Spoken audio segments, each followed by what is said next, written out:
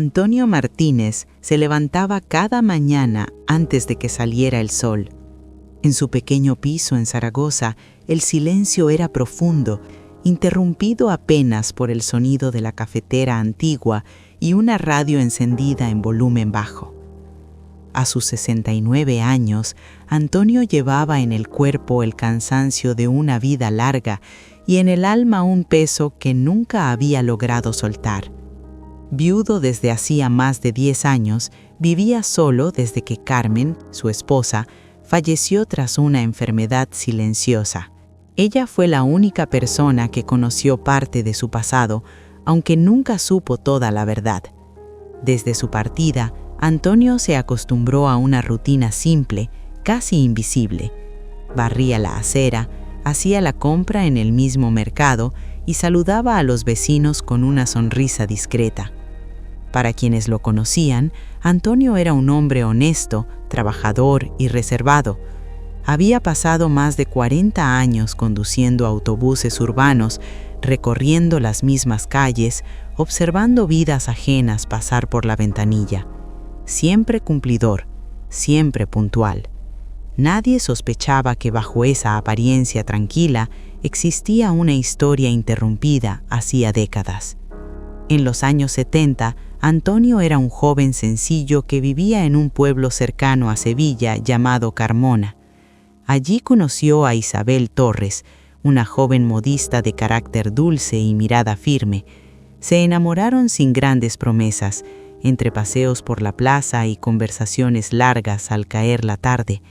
Era un amor callado, marcado por las costumbres de la época y por el temor al qué dirán. Cuando Isabel quedó embarazada, el mundo de Antonio se vino abajo. Presionado por su familia, asustado por la responsabilidad y por la opinión de una comunidad pequeña, tomó la peor decisión de su vida. Una madrugada hizo una maleta pequeña y se marchó sin despedirse. Prometió volver algún día, pero el miedo fue siempre más fuerte. El tiempo pasó. Antonio construyó otra vida lejos de Carmona. Se casó, trabajó duro, intentó ser un buen hombre, pero cada noche, cuando el silencio llenaba su casa, el recuerdo de Isabel y la duda sobre aquel hijo o hija que nunca conoció regresaban como una herida abierta. Aquella mañana en Zaragoza parecía igual a todas. Sin embargo, al abrir el buzón, Antonio encontró un sobre amarillento, escrito a mano, sin remitente. Al ver su nombre completo, sintió un escalofrío recorrerle la espalda. Entró en casa, se sentó a la mesa y abrió la carta con manos temblorosas. El nombre de Isabel apareció escrito con tinta azul. La carta informaba, con pocas palabras, que ella había fallecido meses atrás y que antes de morir dejó una última petición. Antonio debía conocer la verdad. El café se enfrió sobre la mesa. La radio seguía sonando, pero Antonio ya no la escuchaba. Su rutina, construida durante décadas para mantener el pasado enterrado, se rompía en silencio. Después de 40 años huyendo, el pasado volvía sin pedir permiso, y Antonio comprendió que ya no tenía fuerzas para seguir escondiéndose. Antonio pasó el resto del día con la carta entre las manos.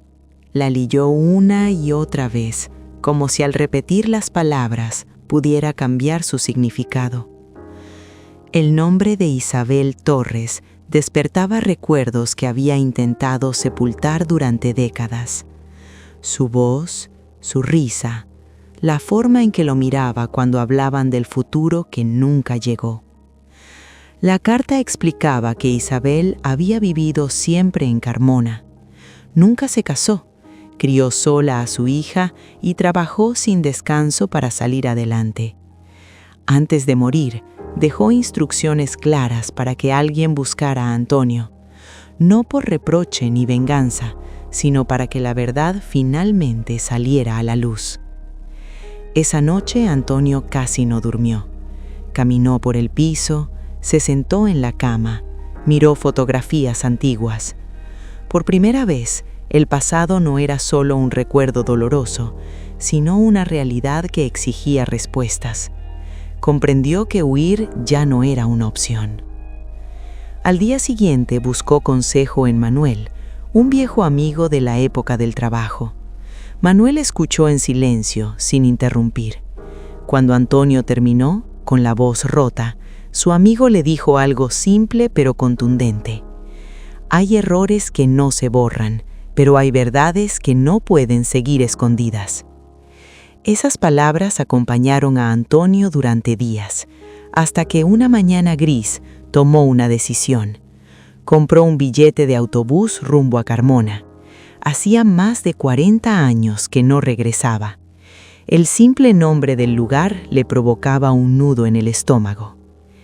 El viaje fue largo y silencioso.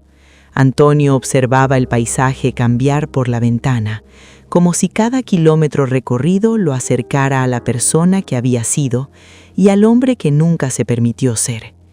Recordaba el miedo, la cobardía, las promesas incumplidas. Al llegar a Carmona, el impacto fue inmediato. Muchas cosas habían cambiado, pero otras seguían intactas. La plaza, la iglesia, las calles estrechas. Todo parecía más pequeño, excepto la culpa que llevaba dentro. Siguiendo la dirección indicada en la carta, Antonio llegó a una casa modesta en las afueras del pueblo. Dudó unos segundos antes de llamar a la puerta. Cuando ésta se abrió, apareció una mujer de unos 40 años, de mirada firme y gesto serio. Se presentó como Laura. Laura lo invitó a pasar. Se sentaron frente a frente, separados por una mesa sencilla. Ella le contó que siempre supo quién era su padre. Isabel nunca ocultó la verdad, pero tampoco quiso forzar un encuentro. Esperó hasta que el tiempo se agotó. Antonio sintió cómo las lágrimas le llenaban los ojos. Laura habló de su infancia, de la ausencia, de las preguntas sin respuesta. Dijo que no buscaba reproches, solo entender por qué fue abandonada antes incluso de nacer. En ese instante, Antonio comprendió que el encuentro que tanto temía ya estaba ocurriendo, pero también entendió que lo más difícil aún estaba por venir. El silencio se apoderó de la habitación después de las últimas palabras de Laura. Antonio sentía que el aire pesaba más de lo normal, como si cada respiración le costara un esfuerzo inmenso. Frente a él no estaba solo una mujer desconocida, sino la hija que nunca había abrazado, la vida que decidió dejar atrás por miedo. Laura mantenía la mirada firme, pero su voz tembló al continuar. Dijo que no creció con odio, pero sí con una ausencia constante. Vio a su madre trabajar sin descanso, coser hasta altas horas de la noche, renunciar a sueños para poder sacarla adelante. Creció aprendiendo a no esperar nada de nadie. Antonio bajó la cabeza. Las palabras que había ensayado durante años se deshicieron en su mente. Ninguna disculpa parecía suficiente. Entendió que el daño causado no se medía en tiempo, sino en silencios, en preguntas nunca respondidas, en momentos que jamás existirían. Con esfuerzo, Antonio habló. Confesó su miedo, la presión familiar, la cobardía que lo empujó a marcharse. Dijo que pensó en volver muchas veces, pero cada año que pasaba hacía el regreso más difícil. El tiempo, en lugar de curar, lo encerró en su culpa. Laura escuchó sin interrumpir. Luego se levantó y sacó una caja guardada en un armario. Dentro había cartas antiguas, fotografías y un cuaderno gastado. Era el diario de Isabel. Laura leyó algunos fragmentos. Isabel escribía sobre la esperanza de que Antonio regresara, sobre el dolor de criar sola, pero también sobre el amor que nunca desapareció. Cada palabra atravesó a Antonio como un golpe. Comprendió que su ausencia no fue un simple error juvenil, sino una herida profunda que marcó 2 vidas. La culpa que había sentido durante años se volvió más real y más pesada. La tensión aumentó cuando Laura confesó que atravesaba un momento difícil. Problemas de salud, inestabilidad económica, una vida construida con esfuerzo pero sin red de apoyo. Antonio sintió que el suelo se abría bajo sus pies. Aquella realidad era la consecuencia directa de su decisión. Impulsivamente, Antonio se ofreció a ayudar, a quedarse, a compensar el pasado. Laura se levantó de inmediato. Dijo que la ayuda no borra el abandono, que no quería promesas tardías ni gestos impulsivos. Quería saber si él era capaz de asumir su responsabilidad sin esperar perdón inmediato. Pidió tiempo. Necesitaba pensar. Necesitaba decidir si quería permitirle entrar en su vida. Antonio salió de la casa con pasos lentos, sintiendo que tal vez había llegado demasiado tarde. Esa noche, solo en una pequeña pensión, Antonio no pudo dormir. El miedo a perderla definitivamente era más grande que cualquier culpa anterior. Por primera vez, entendió que el final de esta historia ya no dependía de él. Antonio pasó los días siguientes en Carmona sin apenas salir de la pensión. Miraba por la ventana, observando a la gente pasar, preguntándose cuántas decisiones invisibles habían cambiado su propia vida. Esperar era ahora su única opción y también la más dolorosa. En la mañana del tercer día, alguien llamó a la puerta. Antonio se levantó con el corazón acelerado. Al abrir, encontró a Laura. Su expresión era más serena, aunque aún cargada de cautela. Dijo que había leído de nuevo el diario de su madre y comprendido que Isabel nunca quiso odio ni reproches, solo quiso verdad. Se sentaron frente a frente una vez más.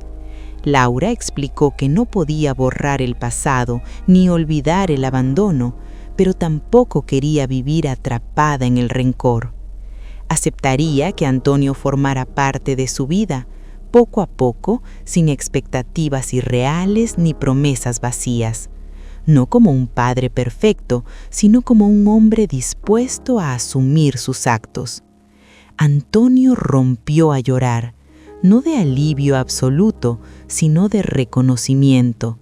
Prometió no desaparecer otra vez, no con palabras, sino con presencia constante y respeto por el tiempo de su hija. Con el paso de los meses, Antonio regresó a Zaragoza, pero su vida ya no era la misma. Viajaba con frecuencia a Carmona, acompañó a Laura en consultas médicas, estuvo presente en pequeñas rutinas, escuchó más de lo que habló.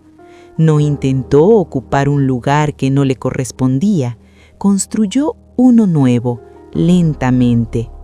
El pasado seguía ahí, pero ya no gobernaba su presente. La historia que comenzó con una huida terminó convirtiéndose en un proceso de reconstrucción. Antonio aprendió que la redención no consiste en borrar errores, sino en enfrentarlos con honestidad. Años después, ya más frágil, Antonio se sentaba en su piso de Zaragoza rodeado de nuevas fotografías. No eran recuerdos de lo perdido, sino pruebas de que enfrentar el pasado puede abrir caminos inesperados.